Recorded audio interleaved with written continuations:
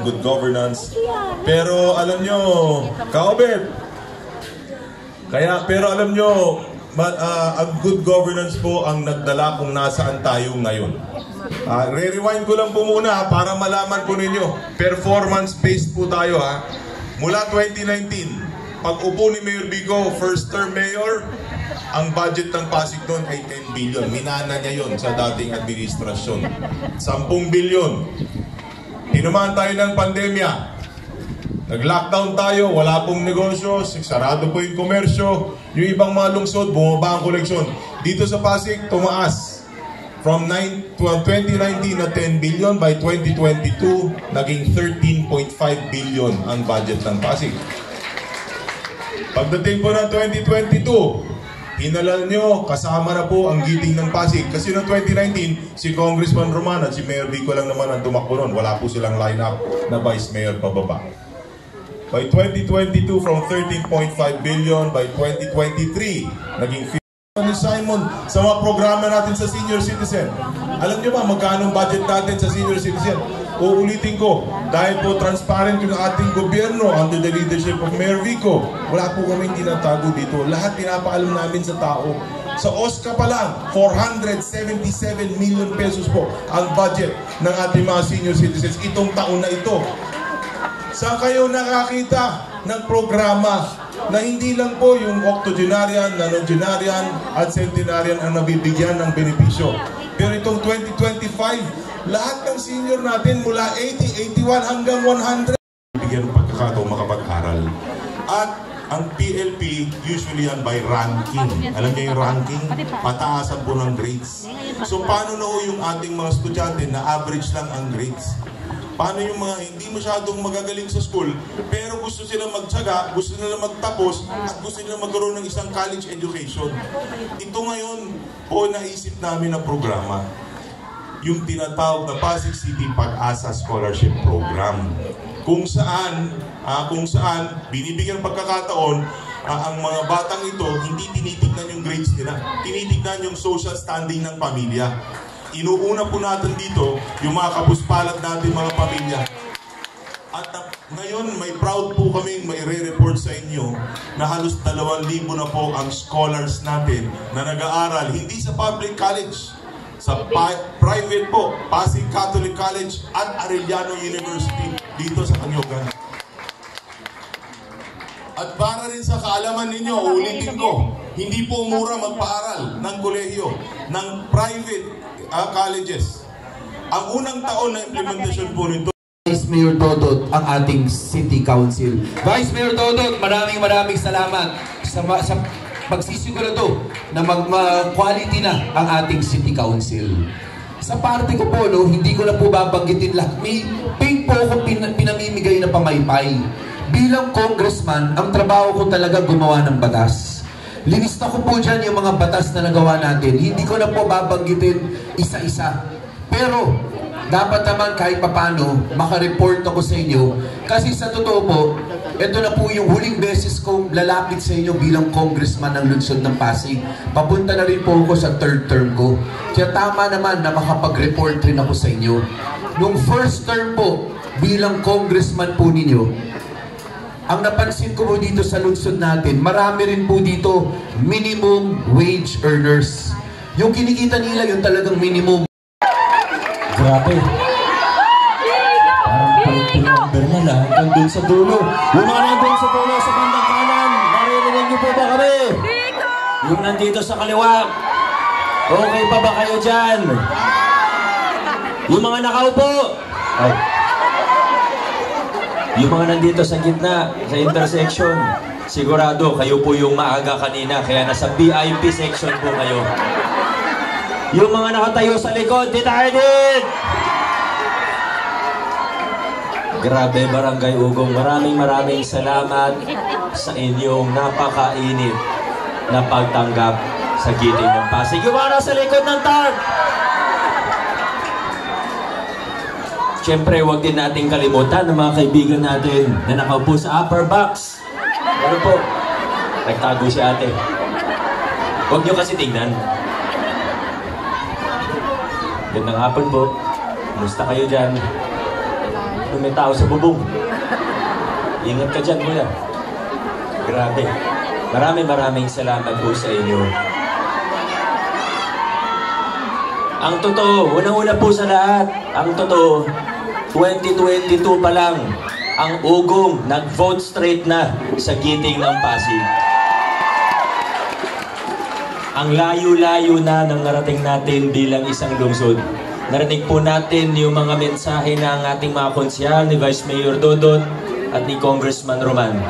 Sa totoo, kung isa-isahin po natin ang mga nagawa at nangyari mula 2019, baka abutin tayo ng hating gabi dito.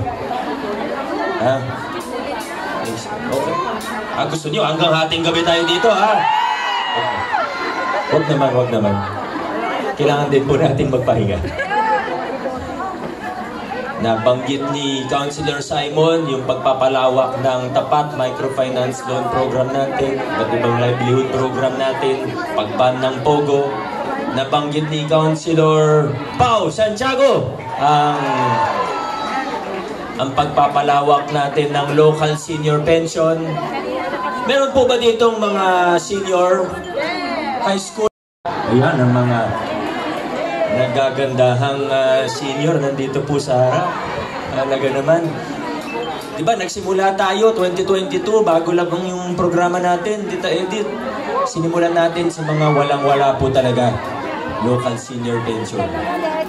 Ngayon, wala pang 3 taon ang nakalipas, nag-i-expand na tayo para makasama rin yung may mga maliliit na SS pension hanggang 4,000. Sino po dito may SS na maliit? Ayan. Yung hanggang 4,000 pesos po. Ngayong taon, kwalipikado na rin kayo sa ating local senior pension. Naikwento rin ni Konsyal Volta yung mga benepisyo natin para sa TODA, para sa maliliit na manininda, pati sa mega market natin. Nagbaba tayo ng renta nila. Yung sa mga ambulant vendors, yung sa libreng prangkisa, sa tricycle, marami pa pong iba. Nakwento ni Coach Paul. Si Coach Paul, hindi nga nanalo ng 2022 pero nagtrabaho pa rin. Yung kinuwento ni Coach Paul, nagtayo tayo ng CSO Academy para mapalalim pa yung level ng pakikilahok ng taong bayan sa na drainage, yung mga meron po tayo ibang ginawa. Dekada na po yan na hindi nagpapagawa pero natapos po natin itong termino na ito. Marami po. Pero ang pinaka-importante po ay itong mga nakikita natin ngayon. Yung mga natatamasa nating benepisyo, yung mga pagpapalawak natin ng mga programa ng ating pamahalaan. Ito na po yung mga bunga ng pakikipaglaban natin mula 2019. Nakipaglaban tayo para itaguyod ang mga prinsipyo ng mabuting pamamahala. Lumaban tayo para labanan ng korupsyon. Lumaban tayo at nagtrabaho tayo para linisin ang ating pamahalaan. Nandito na po tayo ngayon, mga kaibigan. Sa kasamaang palad, sa bawat pagbabago, ay asahan natin na may kukontra. Imposible po kahit anong maliit na pagbabago, imposible po na walang tututol, aangal, kukontra, mananabotahe, at kung ano pa. Hindi po biro yung ginawa nating pagbabago sa ating lumang kalakaran. May isang kwento po ako sa inyo. Noong 2019, nung ginawa niyo po akong mayor, agad-agad po ang isa sa una nating ginawa, nilinis natin yung tinatawag nating sistema ng procurement. Napaka-stricto ng batas na to, napakahirap sundan. Pero mahirap siya gawin, lalo na para sa Pasig, bago. Hindi siya talaga na ipapatupad noon. Dati, pagpupulong ng kontraktor, bibigay yung diploma pa nga tawag nila eh.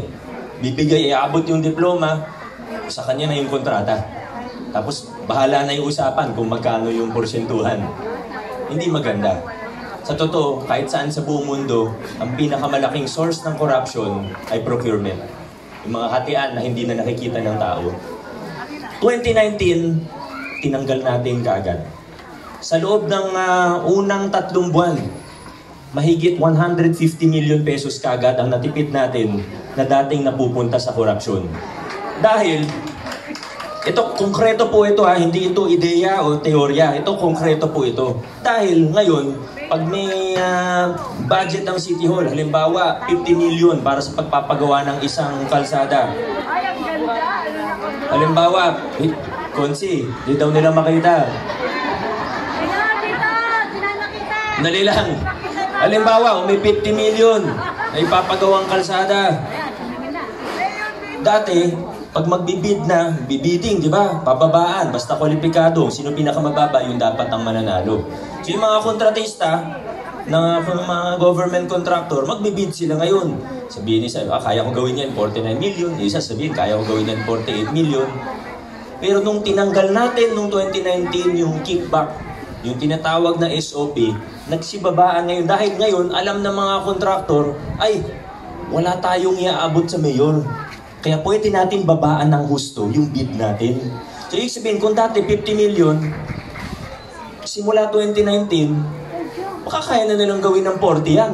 So, pwede sila mag-bid ng 41, 42, may kita na sila na legal, wala silang iaabot sa mayor, maayos yung proyekto. So, marami tayong natipid. Agad-agad nakita po natin yun. Ngayon, ako, si Congressman Roman Romulo. May narinig po ako, mga chismis-chismis, ang isang may ilang contractor daw na nagsabi na mayroon pa rin daw SOP. Nagulat ako, nagtaka ako kasi wala naman akong hiningi. Mas lalong wala akong natanggap. So, taka ako, nag-investigasyon ako. Humingi ako ng tulong sa mga, sabihin natin, mga asset, o mas may mga tumulong sa atin. Nag-investigasyon tayo. Nalaman ko, may isang konsehal. Sa totoo, hindi lang isa, pero may isa silang spokesperson. May isang konsehal na lumalapit sa mga kontraktor pag nakitang awarded na yung programa, ipapagawang kalsada. Lalapitan na yung kontraktor, sasabihin niya, uy, may 3% pa rin ha. Nung nalaman ko yun, galit na galit po talaga ako. Pinatawag ko sila sa opisina, in-address natin yung issue, pinasoli natin yung perang nakuha nila. Ang mahirap lang talaga sa korupsyon, ang hirap patunayan sa korte. Gusto ko sana i-demanda, kaso nung kumuha na ng mga abogado, humingi ako ng advice, wala tayong konkretong ebidensya. Pero alam natin, totoo.